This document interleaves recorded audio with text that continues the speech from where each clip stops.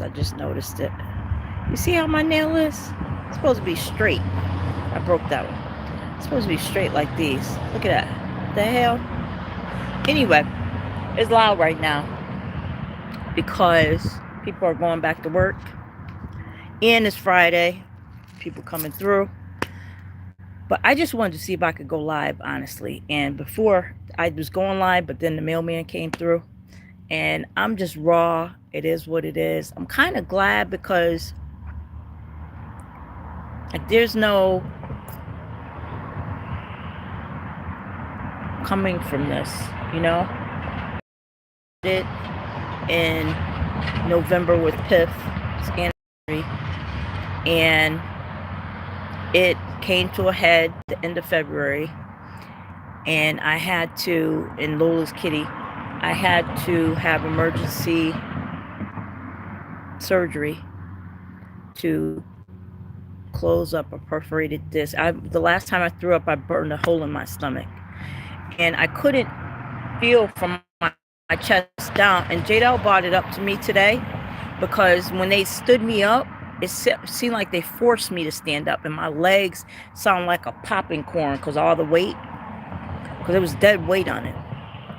So JDL said, they probably had to do that because your body can get, what are those things?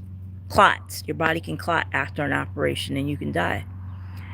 And that made sense as to why, because they told me they put me in ICU and with all the tubes and everything because they didn't like the way my heart was doing. But what happened is when I was standing up, it hurt. So, or like when I was moving, it hurt. So I would hold my breath. That's what I do. I don't know why. That's what I do. So when I was in the hospital, every time I held my breath or something in the operating room, they said my heart rate dipped. And then I guess my lung collapsed and I had 2 blood transfusions and my blood stayed very low. It's weird. The whole thing was weird. And I'm so glad it was the way it was because they really took good care of me. And now it's kind of up to me. That's how I feel. It's like it's up to me. Hi, guys. It's up to me to get back where I was. And feel free to ask any questions because sometimes people feel bad about operations. I don't. I'm one of those people that I look for the best in everything I do. So yes, it was bad. I didn't realize how bad it was though. I didn't realize that I was knocking on death's door. But it is what it is, right? Thank God. And I have been dealing with this because of the anxiety and then Lola's little cat I was allergic to. So it came to a head and I had to have this operation. But I feel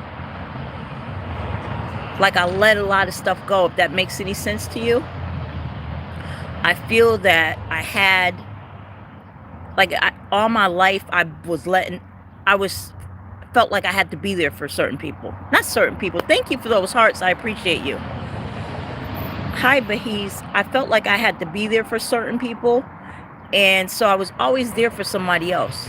But when I needed someone or whatever, wasn't. And it kind of is what it is, right? What are you going to do?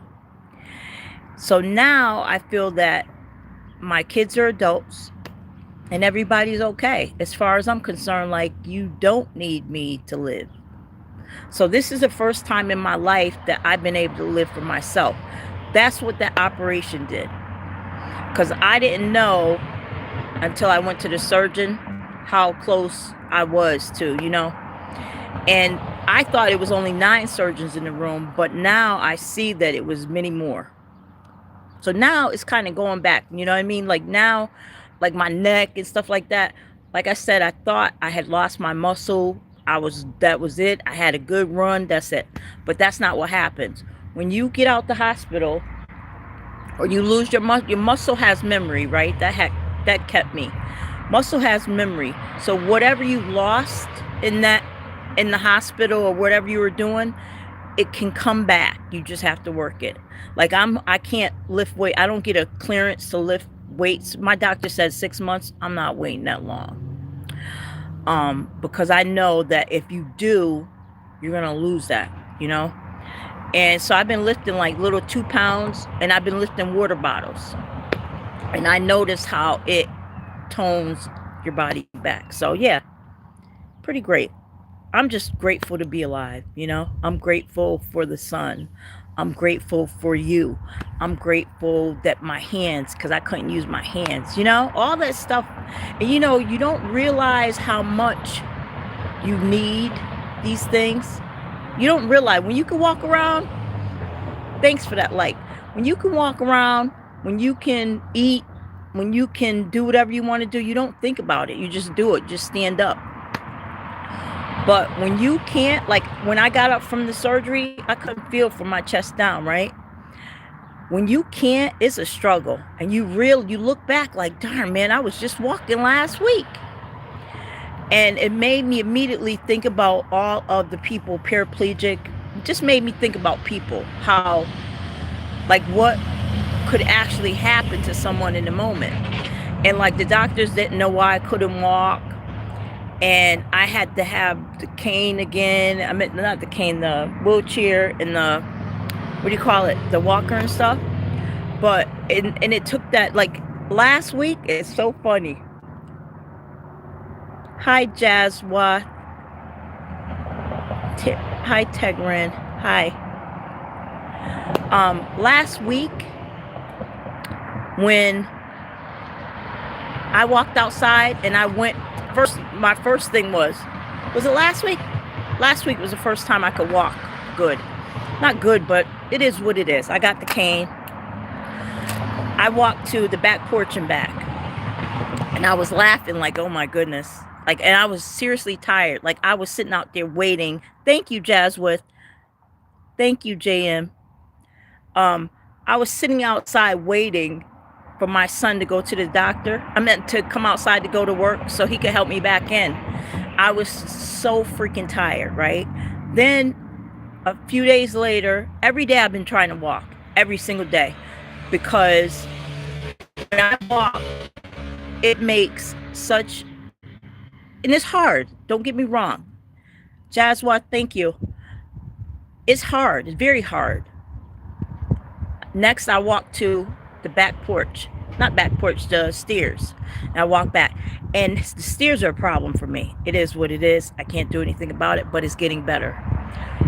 I walk to the street. I walk to my car. Then I walk back. Every day I've been trying to go a little bit further. Today, I walked to the corner, and then I walked 3/4 of the way down the street and back.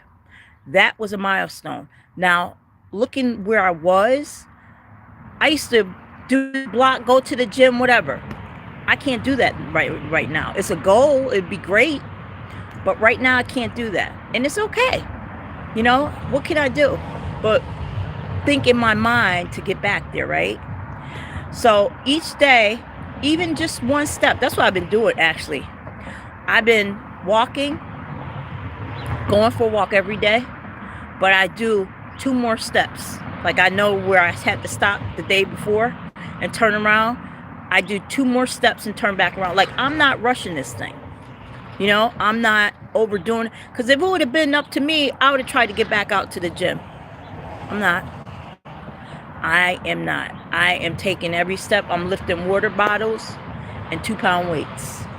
And I say to myself every day, slow and steady wins the race. Okay, so I'm getting ready to go. I hope to see you again. Follow me, like it. I appreciate you. And even talking and stuff like that, it can be a lot. But you know what I feel? Thank God I can talk, right? And I think of all the things that I'm so grateful for hearing, everything. Every single thing, it just feels like the world is new right now to me. I'm seeing it in different eyes, if that makes any sense. And I'm very, very grateful. So everything that I do, even tasting, I'm still eating soup and soft things because I don't want it to come back. And even that, like, I couldn't eat for 11 days. Like, they had me in all this medicine and tubes and stuff. I couldn't eat. I Whole time I was in ICU, I could not eat. So now to be back out and eating soup and fruit and stuff like that, it's a blessing. Because somebody maybe want to, but they can't. So I am just very, very grateful on anything that I could do, even walking. I can't walk the steps yet. I'm trying, but I can't. Not yet. Yeah. I just want to thank you for the donation. If that's, I don't even know what that is, but okay. Thank you. I'm sitting out in the sun, so I can't really see it. But yeah, every single thing is a blessing. Every single thing is a blessing. And I hope I shared that with you. And I hope you look at yourself, even if you have a disability, even if you're going through something, look at yourself and say, this is all a blessing. Love that the littlest things that you can do. Woo! You're not flying, are you, dude? I bet you the police is sitting right there. You can't fly through this neighborhood. Okay, I'll talk to you tomorrow, okay? I'll come back tomorrow. Thank you for stopping in.